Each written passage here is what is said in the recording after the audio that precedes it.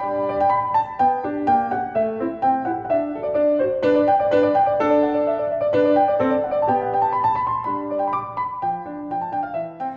시간은 하나님의 말씀을 함께 나누도록 하겠습니다. 로마서 14장 12절 우리 한 절의 말씀인데 제가 하나님의 말씀을 받들어 읽고 나서 저희들 계속해서 침례 교도의 특징들 이런 시간으로 계속 침례 교도들의 특징들을 살펴보고 있습니다. 오늘 5째 시간인데 우리 5째 시간 전체 내용을 요약하고 있는 로마서 14장 12절 한 절 말씀을 읽고 하나님 말씀 함께 나누도록 하겠습니다. 제가 하나님 말씀을 받들어 읽도록 하겠습니다. 그러므로 이와 같이 우리 각 사람이 자신에 관하여 하나님께 회개 보고를 하리라. 오늘 본문의 말씀을 중심으로 해서 침례 교도들의 특징들 5번째 시간을 함께 나누도록 하겠습니다. 말씀을 위해서 잠시 기도하겠습니다. 살아계시는 아버지 하나님 감사합니다. 오늘 복된 주일을 사랑하는 성도들과 함께 맞이하면서 하나님께서 우리에게 베풀어 주신 놀라운 구원의 은혜를 감사하며 찬양할 수 있는 복된 시간 허락하심을 다시 한번 감사드립니다.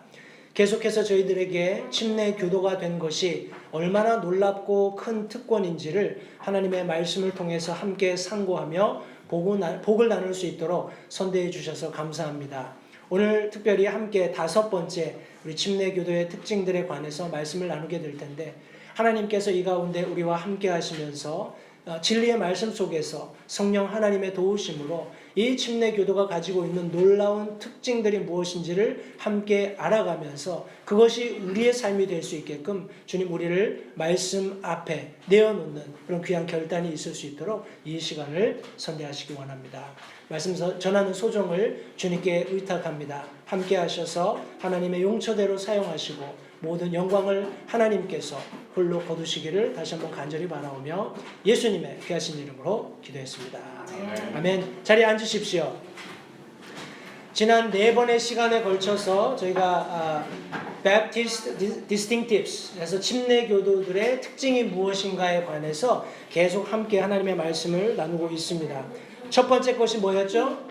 우리 첫 번째 것이 성경의 권위였습니다. 물론 침례 교도들의 특징이다 하면 다양하게 많은 것들을 우리가 얘기할 수 있지만 우리 Baptist 영어로 침례 교도들이라고 하는 영어의 알파벳 첫자를 따서 저희들이 함께 나눈 첫 번째 내용이 바로 Biblical Authority였습니다. 성경에 권위가 있다.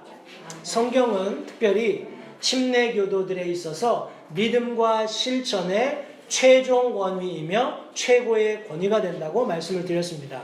해서 그와 같은 성경이 우리 침례 교도들의 교육의 자원이고 능력의 주체이고 또 미래의 유일한 능력의 주체이며 미래의 유일한 시금석 지침이 된다라고 말씀을 드렸습니다. 우리 2번째 시간에는 우리 Autonomy of the Local Church 그래서 지역 교회의 자치 이렇게 우리 2번째 특징을 살펴보았습니다.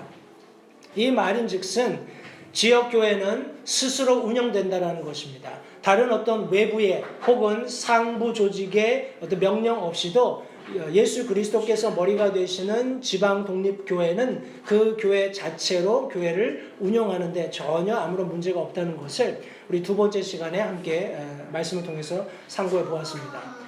해서 이 교회가 어떻게 구성이 되었는지 또 그것이 세상의 조직들과 어떻게 구분 혹은 분리가 되는지 그리고 분리된 상태에서 어떻게 유지가 될 수 있는가 하는 것들을 우리가 하나님의 말씀을 통해서 함께 살펴본 바 있습니다. 우리 3번째 특징은 priesthood of the believer 믿는 자의 제사장직 혹은 우리 만인 제사장 이런 단어로 요약을 해서 3번째 특징을 함께 살펴보았습니다. 거듭난 구원받은 그리스도인은 누구나 하나님 앞에 스스로 나아갈 수 있고 그렇게 나아가는 데 있어서 어떠한 차별도 받지 않는다는 그런 특징을 함께 나누었습니다. 해서 우리 믿는 그리스도인들은 모두 제사장의 직무를 감당해야 하는데 그러기 위해서 우리가 어떤 직무를 감당해야 하고 또 그런 직무를 감당하기 위해서 어떻게 우리 자신을 성별해야 하는가. 사도 베드로가 레위기의 말씀을 인용해서 말씀했던 것처럼 내가 거룩하기 때문에 너희도 거룩해야 한다는 말씀에 근거해서 우리가 제사장으로서의 마땅한 직무가 있을 뿐만 아니라 그 직무를 마땅히 수행하기 위해서 우리 스스로를 성결해야 한다. 그런 차원에서 우리 세 번째 침례 교도의 특징들을 함께 나누었습니다. 그리고 지난주에 나눈 것이 우리 two ordinances, 두 가지 예식 혹은 규례라고 말씀을 드렸습니다. 이 ordinance라는 단어가 의미하는 바는 우리 예식보다는 규례에 가깝기 때문에 제가 이 두 가지 규례다 이렇게 설명을 드렸는데, 이제 여기 오 목사님 가정도 이제 차로 2박 3일을 여행해 가면서 캘리포니아에서 하이웨이를 타고 쭉 가다가 그 속도로 그냥 텍사스로 똑바로 넘어가면 잘못하면 티켓을 끊을 수도 있겠죠. 왜냐하면 캘리포니아와 텍사스는 다른 규례를 가지고 다른 그런 법조항을 가지고 하이웨이 스피드 리밋을 만들고 그것을 공포해 놓았기 때문에 그렇습니다. 그래서 텍사스로 가시다가 만약에 뭐 65마일 돼 있으면 65마일로 가십시오. 티켓 끊지 않게. 그런 예를 들어서 지난주에 이 규례를 조금 설명을 드렸습니다. 침례 교도들이 지키는 그리고 행하는 두 가지 규례가 있기 때문에 우리 침례 교도들을 특징 짓는 그런 특징으로서 두 가지 예식을 언급한 바 있습니다. 타 교단이라든지 그런 곳에서는 뭐 세족식을 하는 곳도 있고 다양한 다른 규례들을 우리 교회의 규례로 지키거나 우리가 지키는 것을 교회의 규례로 여기지 않는 그런 교파들이 더러 있습니다. 그러나 독립침례교회는 성경이 가르치시는, 예수님께서 명령하셨고 초대교회가 그것을 행했고 여전히 주님의 몸된 교회가 행하도록 명령하신 두 가지 예식을 지키는데, 그것이 바로 침례식과 주님의 만찬이라고 지난주에 우리 함께 말씀을 살펴보았습니다. 오늘은 우리 베프티스트의 우리 다섯 번째 철자, 우리 I로 시작하는 침례교도의 특징들 중에 하나를 오늘 함께 살펴볼 텐데, 그것이 무엇인가 하니 바로 individual soul liberty라는 겁니다. 이게 무엇이냐면 개인의 자유라는 거예요. 제가 여기에 대해서 조금 더 언급을 차후에 드리겠습니다만, 각각의 개인은 자신의 혼에 대한 자유를 가진다, 이런 의미를 담고 있습니다. 그런데 이 individual soul liberty에 대해서 좀 구체적으로 제가 설명하기 전에 여기 보면은 이 soul이라는 단어가 있죠. 근데 이 soul이라는 단어가 조금 어떻게 얘기할까요? 저는 개인적으로 이제 침례교회에서 쭉 나고 자랐는데 이런 혼이라는 말에 대해서 이렇게 막 집중해서 얘기를 듣거나 아니면 그것을 막 언급하고 했던 기억이 잘 없어요. 왜냐하면 우리 개역 성경에는 우리 흠정역이 영어 성경을 번역한 혼이라는 단어를 대개의 경우 뭐 영혼 이렇게 같이 취급을 했기 때문에 한국 사람 정서가 혼을 딱 떼어내서 분리해서 생각하기가 굉장히 어렵다는 겁니다. 해서 제가 이 단어에 대해서 조금 성도님들과 나누고 나서 우리 individual soul liberty, 개인의 자유가 무엇인지를 조금 부연해서 설명을 드리도록 하겠습니다. 우리 영어로 혼이라고 하면 한 개인의 행동, 이 행동이라는 것은 생각과 무엇을 결정하는 것, 그것을 실행하는 모든 것을 포함한 그 행동을 결정하고 책임지는 주체로 설명할 수 있습니다. 다시 말하면 그 사람이, 그 캐릭터, 그 person, 우리 구약과 신약을 통틀어서 자주 언급되는 단어가 이 soul입니다. 혼인데 대개의 경우에 우리 사람으로 번역하는 것이 한국인의 정서에 맞습니다.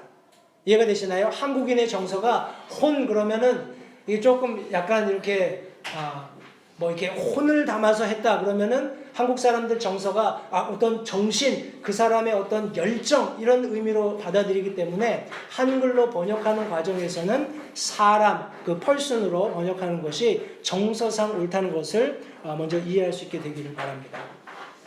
저도 이 히브리어를 안 배워서 이거 어떻게 읽는지 모릅니다. 그런데 영어로 보니까 네페쉬 이렇게 읽는데 이 네페쉬라는 단어가 바로 성경에 기록되어 있는 soul이라는 단어예요. 그래서 이것을 영어로 우리 번역을 한다면 우리 혼 아니면 살아있는 어떤 주체, 살아있는 어떤 실체 아니면 생명 아니면 자신, 사람 아니면 욕구 아니면 어떤 식욕, 그리고 감정, 열정, 뭐 이런 따위의 단어들로 우리 번역을 할 수가 있습니다.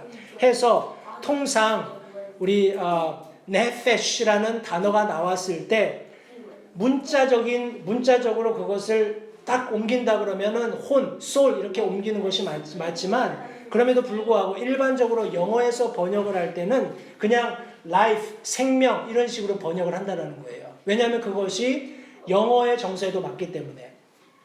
그게 제가 이제 또 다른 예를 하나 보여드릴 텐데 제가 지금 성도님들께 피 흘린 발자취 읽으라고 제가 권장해드리고 우리 권장 독서로 제가 구비해 놓았었는데 이 피 흘린 발자취도 번역이 된 것이 직역이 되어 있어요. 직역이라는 것은 영어 있는 거를 그대로 그냥 옮겨놓은 겁니다. 그러니까 한국 사람 정서랑 안 맞을 수 있어요. 의미도 약간 받아들이기가 어려울 수가 있습니다. 해서 그런 번역하는 과정에 이것을 직역을 할 것이냐 아니면 의역을 할 것이냐 굉장히 난해한 부분들이 성경 번역에도 저는 있다고 생각을 합니다. 해서 여러 가지 다른 그런 사족들을 제가 달 수 있겠지만 그런 것들은 일단 놔두고 제가 individual soul liberty, 그러니까 침례 교도들의 특징들 중에 하나인 개인의 자유를 얘기할 때 soul이 자유를 가지고 있다라는 그 단어 때문에 조금 그것을 이해를 돕기 위해서 제가 이렇게 설명을 드리는 것이니까 참고하시고요. 우리 이 soul이라는 단어가 의지를 표출하기 위한 어떤 개인을 나타낼 때 이렇게 사용이 됩니다. 시편 25편 1절 말씀해 보시면 오 주여 내가 주를 향하여 내 혼을 드나이다 라고 말했습니다. 굉장히 이 시편 25편 1편 자체만 가지고는 이게 도대체 무엇을 든다고 하는 건지 정확하게 이해하기가 좀 어렵습니다. 우리 한국인의 정서를 가지고 생각을 한다고 할 것 같으면요.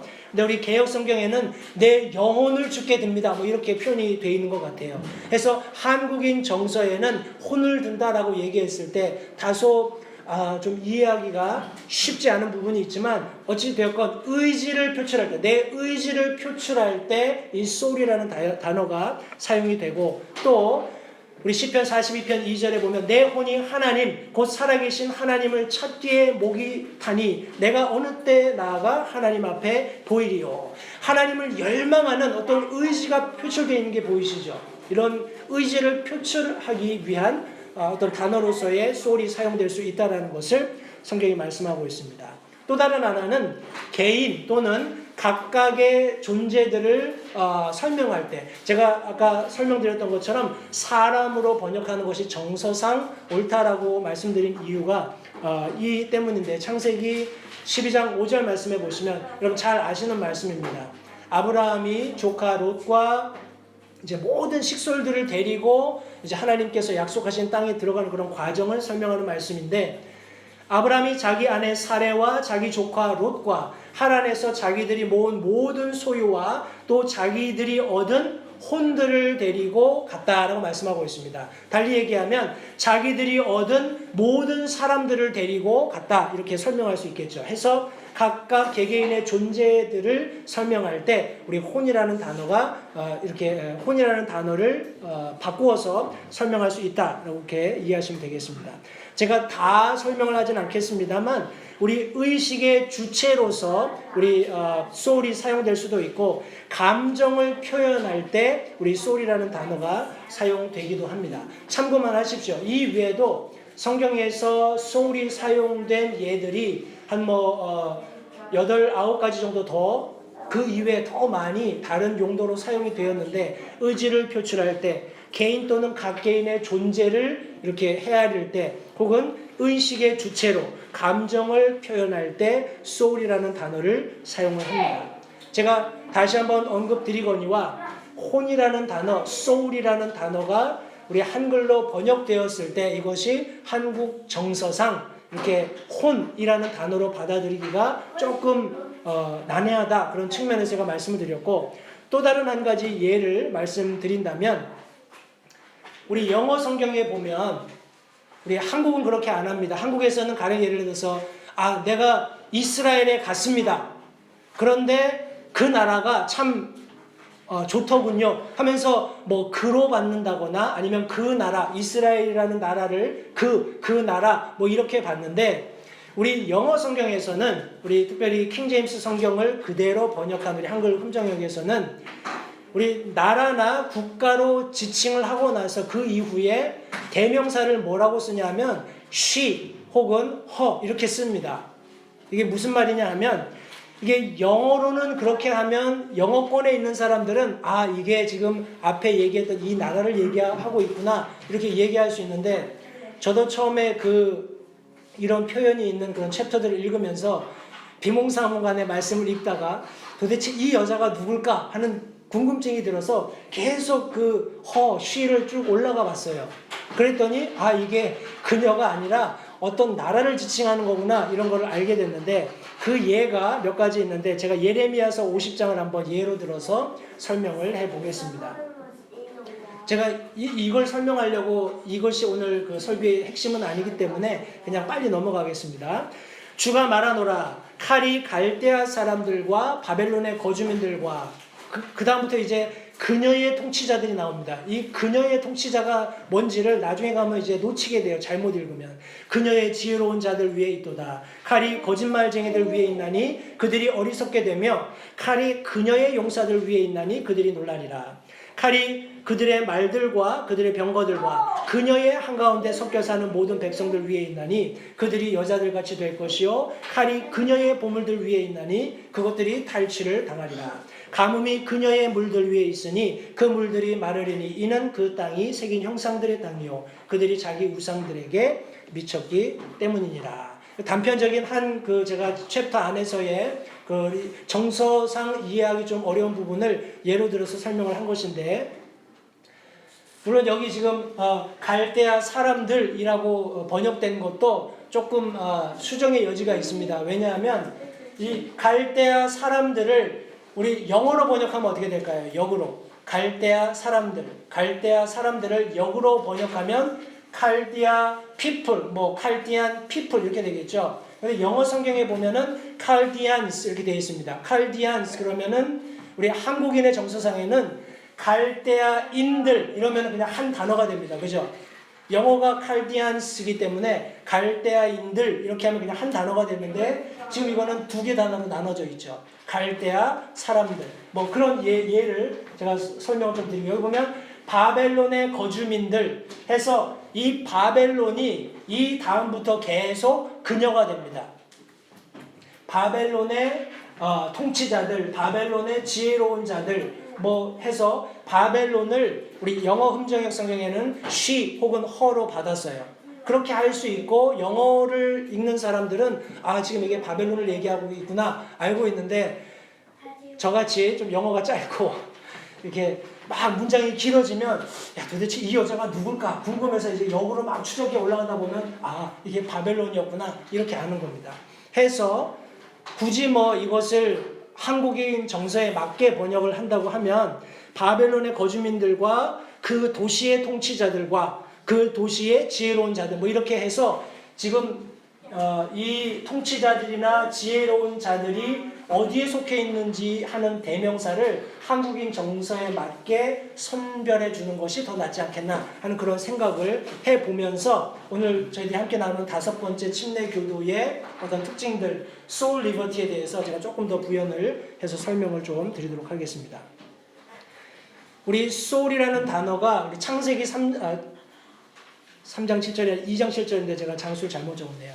창세기 2장 7절에 보면은 나옵니다. 거기에 뭐라고 나오냐면 주 하나님께서 땅의 흙으로 사람을 지으시고 생명의 숨을 그의 콧구멍에 불어넣으시니 사람이 살아있는 혼이 되니라. living soul 이렇게 영어 성경이 흠정이 번역하고 있습니다. 그러니까 이제 제가 영어권에 있는 사람들한테 다 물어보지 않았기 때문에 너 이거 읽을 때 어떻게 이해하니 이렇게 제가 정확한 피드백을 가지고 있지 않지만 영어권에 있는 사람들이 living soul 하면은 어떻게 받아들일지를 제가 유추해 봅니다. 유추해 보건데 우리 한국 사람들이 받아들이는 것과는 잘못 다를 거라고 생각을 합니다. 왜냐하면 만약에 이것을 문자 그대로 그냥 living soul 이렇게 받아들이면 질문이 생깁니다. 하나님이 땅에서 흙으로 사람을 지었고 숨을 불어 넣으시니까 우리 생명의 숨을 불어 넣으시니까 살아있는 혼이 되었는데 그러면 영은 언제 만드셨을까? 뭐 이런 질문이 생길 수 있어요. 그죠? 좀 뚱딴지 같긴 하지만 그렇기 때문에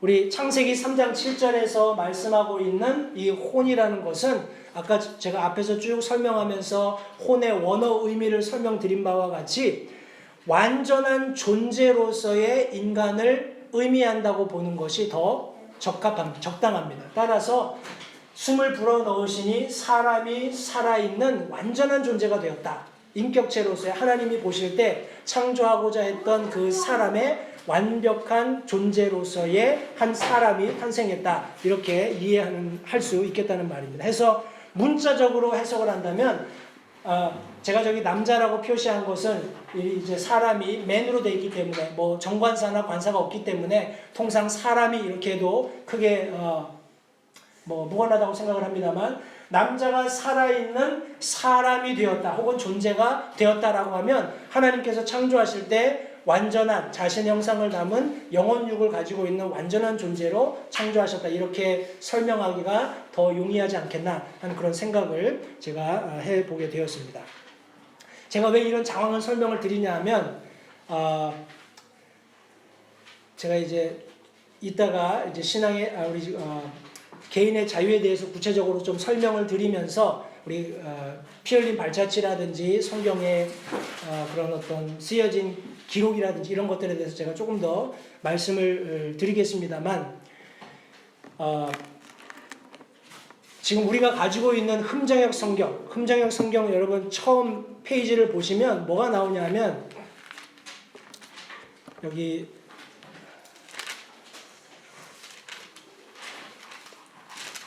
서문을 대신하여 제임스 왕께 바치는 헌사 뭐 이런 게 나옵니다.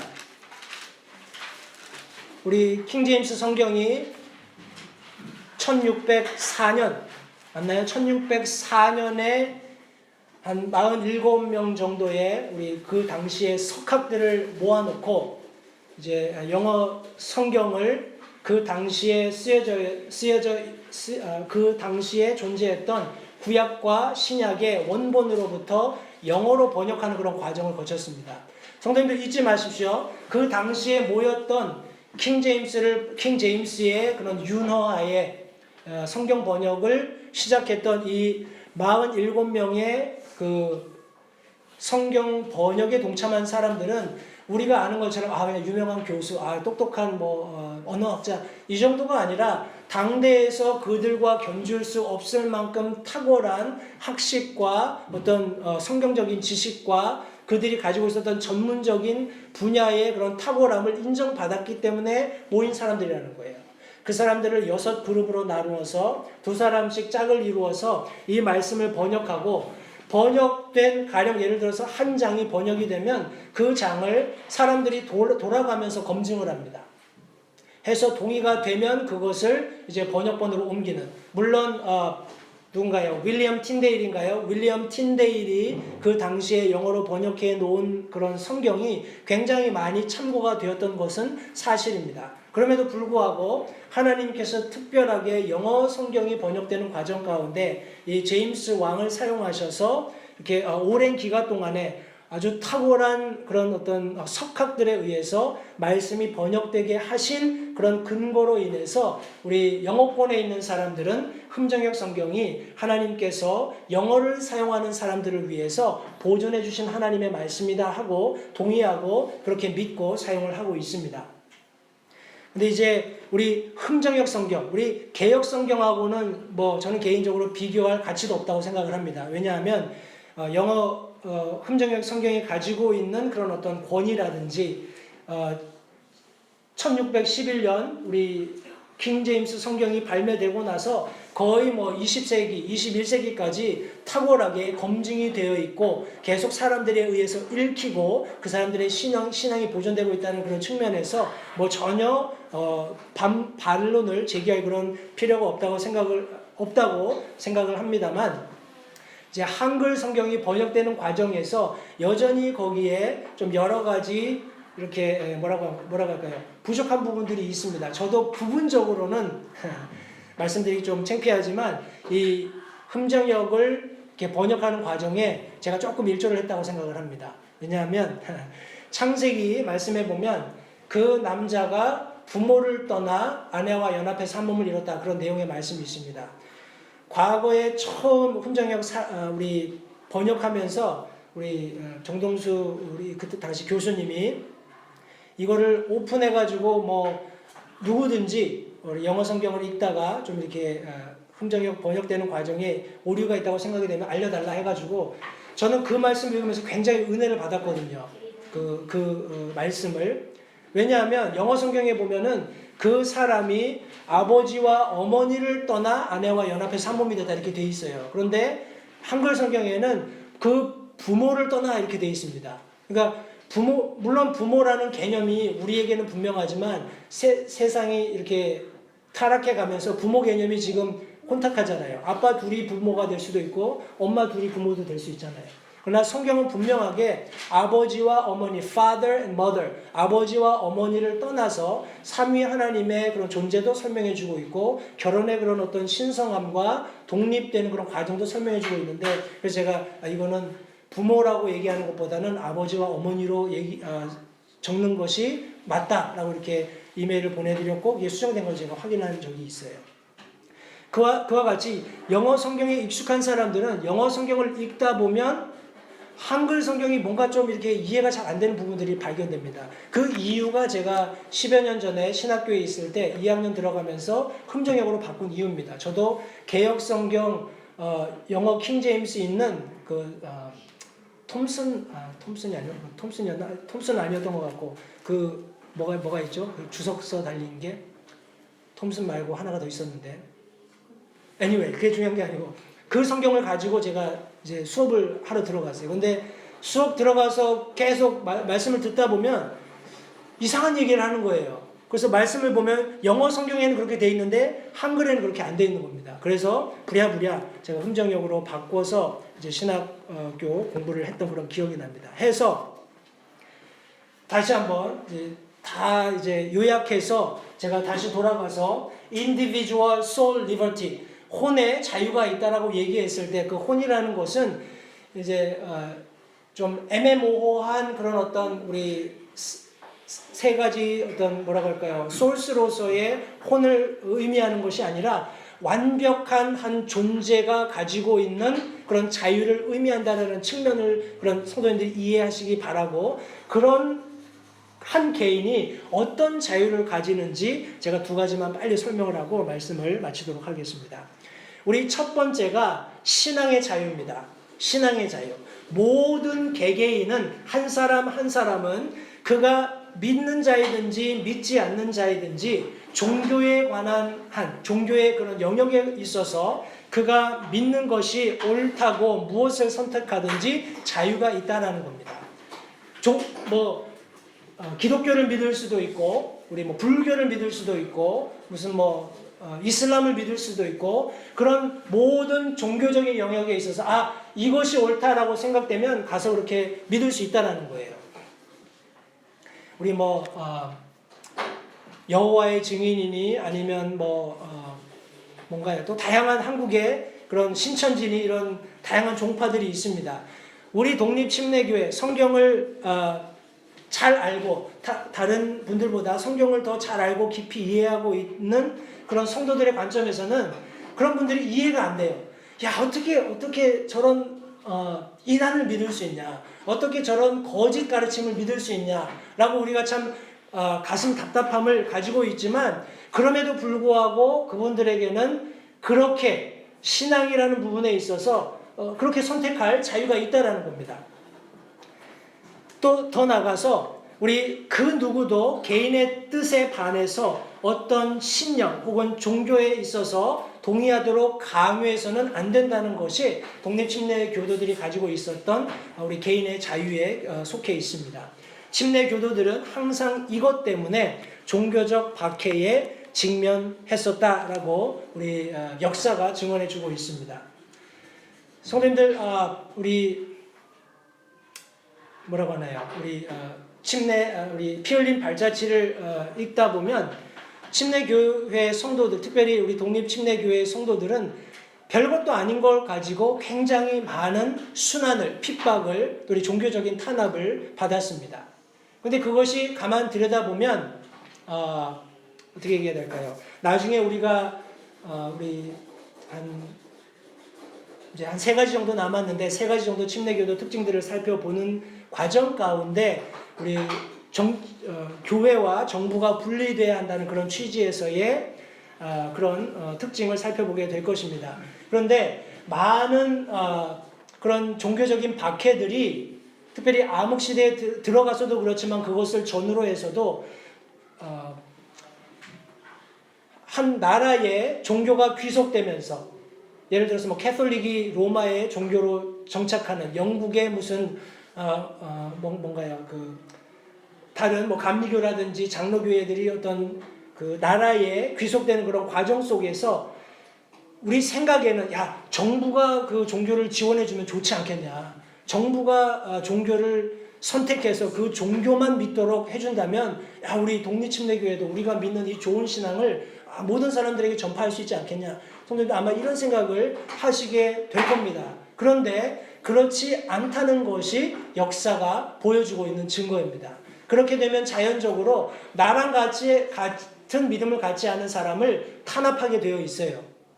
그런 탄압하는 과정 속에서 침례교도들이 가지고 있었던 어떤 신념, 믿음, 그들의 덕트린을 버릴 수 없었기 때문에 계속적으로 우리 역사를 살펴보면 계속해서 우리 침례교도들은 탄압을 받았던 것을 성경이 말씀해 주고 있습니다. 제가 지금 이것을 잠깐 말씀드렸고요. 혹자는 우리 이런 얘기를 합니다. 신앙인들, 우리 믿는 사람들, 그리스도인들이 현실 정부의 정책에 좀 적극적으로 동참을 해서 잘잘못을 가리고 또 그렇게 할 수 있도록 목소리를 높여야 한다. 이렇게 이야기를 합니다. 인간적으로 100% 동의합니다.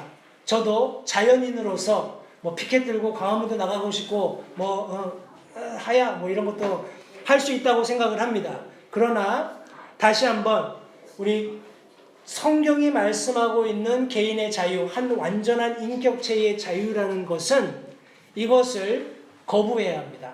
왜냐하면 성경적인 가르침이 아니기 때문에 그렇습니다. 그것이 첫 번째 이유입니다. 성경적인 가르침이 아니고 더 나아가서 침례교도의 삶의 방식도 한 번도 그런 적이 없습니다. 때문에 성도님들 우리가 특별히 정부의 정책, 우리 국가의 권위에 반하는 어떤 일을 할 때에는 굉장히 신중해야 합니다. 우리 한국에서 지금 광야교회가 철거됐잖아요. 그래서 우리 정광훈 목사님이라든지 하는 분들이 그러나 우리는 다시 교회를 세울 것이다 이런 이야기를 합니다. 그런데 그런 일련의 과정 속에서 그 취지를 이해 못하는 사람이 있을까요? 없습니다. 국가의 권력이 자리 잡고 그 국가의 권력을 행사하고 실제적으로 운용하는 사람들이 많은 실수를 범했기 때문에 실제적으로 그 대한민국이라는 나라 안의 국민들이 고통받고 있는 것은 우리가 다 알고 있는 사실입니다. 그러면 이런 상황 속에서 과연 믿는 그리스도인들은 어떻게 해야 하느냐 하는 질문을 성경에 던져야 합니다. 어떤 유명한 목사나 아니면 어떤 교단이나 어떤 탁월한 철학자에게 던지는 것이 아니라 하나님의 말씀에 그 질문을 던져야 합니다. 하나님, 지금 이와 같은 정부 조직이 이렇게 운영을 잘못해서 사람들이 핍박받고 어려움과 지금 궁핍함 가운데 있습니다. 우리 어떻게 해야 합니까? 성경 말씀은 우리에게 자유가 있다고 이야기합니다. 네가 어떻게 하든지 너 선택이다 라고 이야기할 거예요. 그러나 그 자유가 뭐라고 할까요?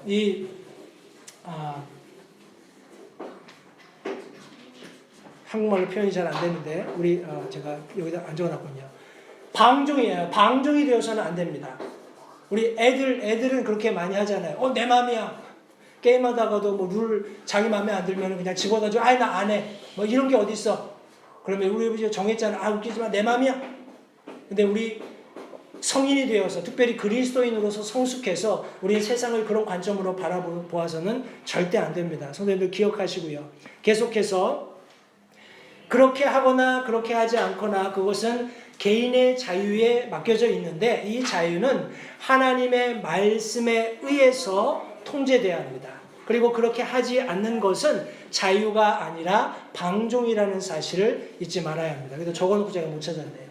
하나님의 말씀이냐 아니면 나의 가치관이냐, 그리고 나의 가치관이 무엇에 의해서 세워져 가는가 하는 것도 성도님들 잘 여러분 스스로를 살펴보시기 바라요. 하나님의 말씀이 내가 무엇을 보고 판단하고 결정하고 행동하는 그런 어떤 근거가 되는지, 아니면 우리 요새 그런 얘기 많이 합니다. 유튜버들이 유튜브에 나오는 많은 그런 이야기들을 쏟아내는 사람들이 나의 가치관을 형성해가는 그런 어떤 소스가 되는지 우리 자신을 살펴보아야 합니다.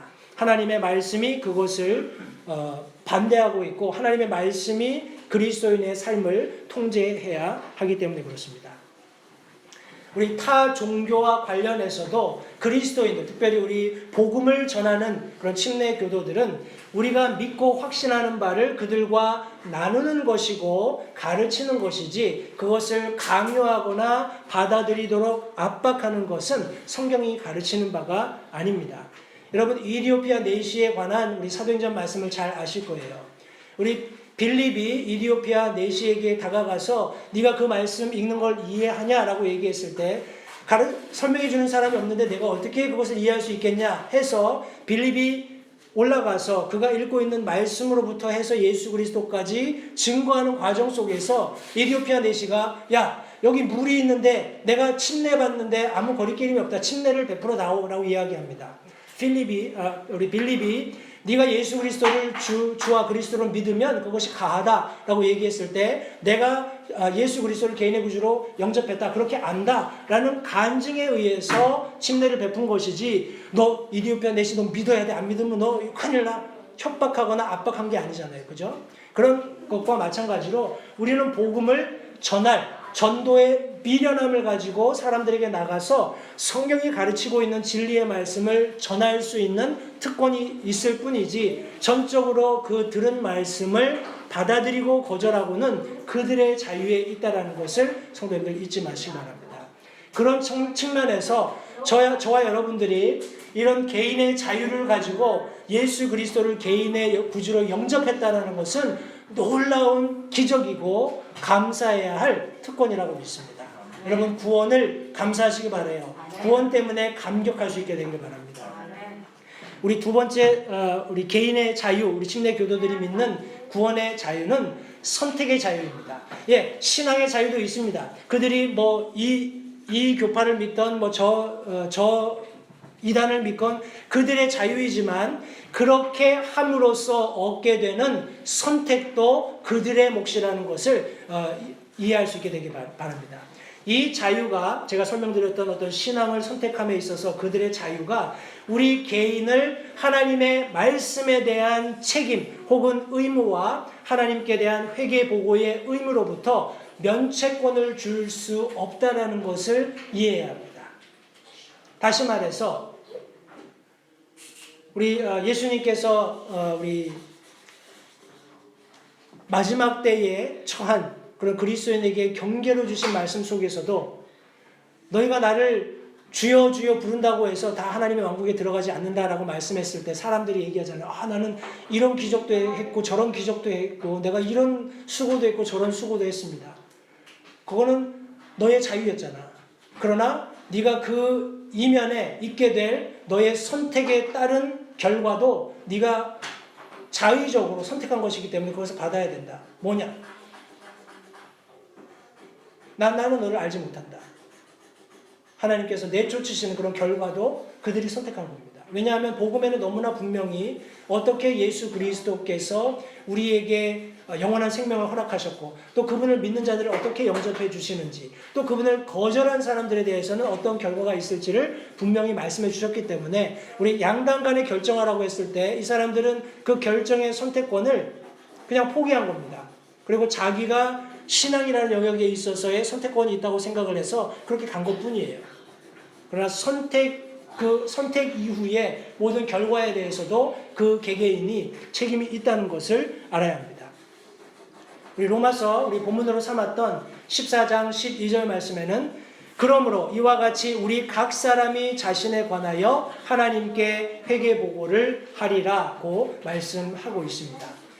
성도님, 우리는 특별히 우리 로마서 14장 말씀에서는 믿는 그리스도인들을 우리 주로 말씀하고 있습니다. 그러나 믿지 않는 사람에게도 우리 요한계시록 말씀에 보면 각 사람이 자신의 행위대로 보응받는, 다시 말해서 지옥불에 던져지는 그런 결과들을 얻게 되는데, 이것은 개별적이라는 말씀이에요. soul liberty, individual soul liberty. 각 개개인들이 가지고 있는 신앙의 자유와 선택의 자유에 의해서 결정된다는 것을 성도님들 잊지 마시기 바랍니다.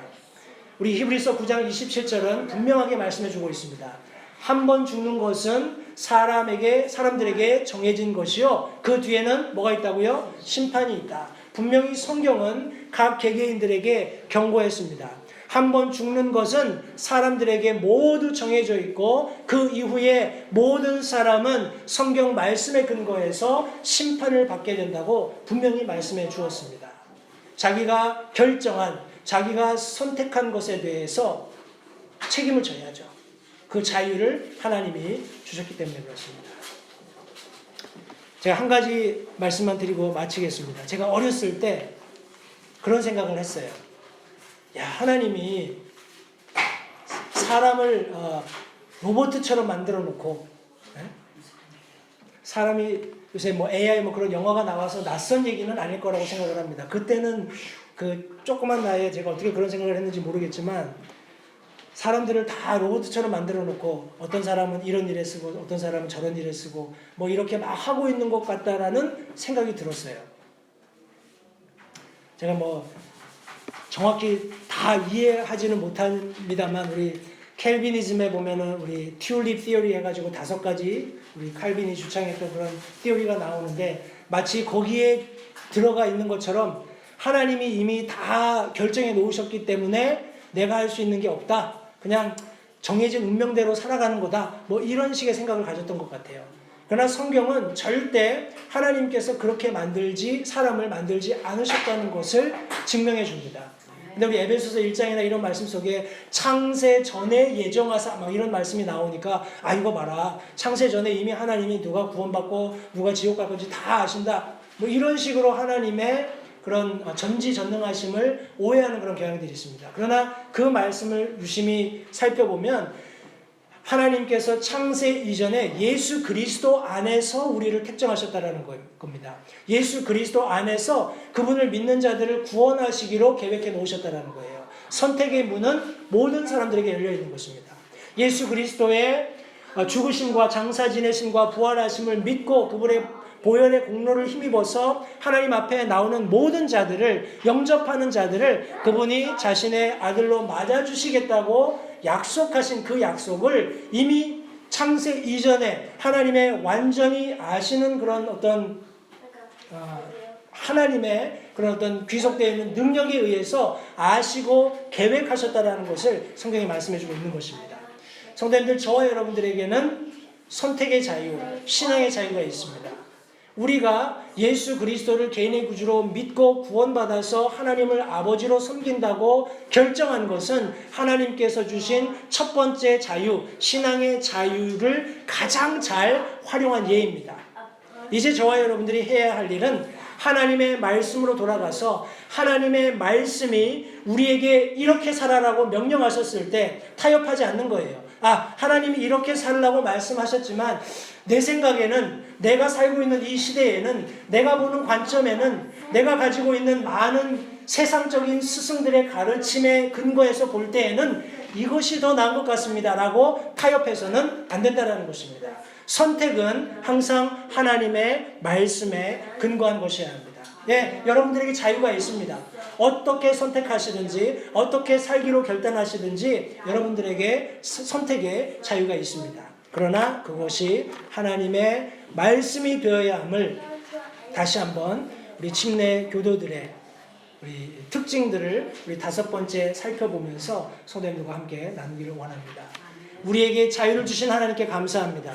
우리를 로봇처럼 안 만드시고 이미 우리 뇌세포 속에 뭐 너는 이렇게 살고 이렇게 안 하시고 우리가 영적으로 하나님을 갈급한 심령으로 찾아가면서 그분의 말씀 속에서 가르침을 받고 성령의 인도하심으로 하나님의 참 놀라운 특권을 받아 누리는 자녀로서 빚어져가는 그런 은혜로운 삶을 살 수 있게 하심을 하나님 앞에 다시 한번 감사드립니다.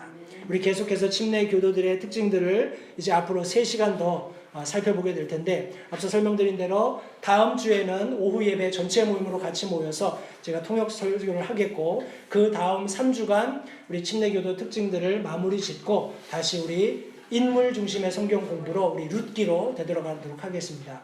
이제 한 3월 되면 춘3월 우리 봄바람이 살랑살랑 불면 우리 아주 아름다운 스토리 룻기로 돌아가서 우리 하나님 말씀을 다시 상고할 수 있으리라고 믿습니다.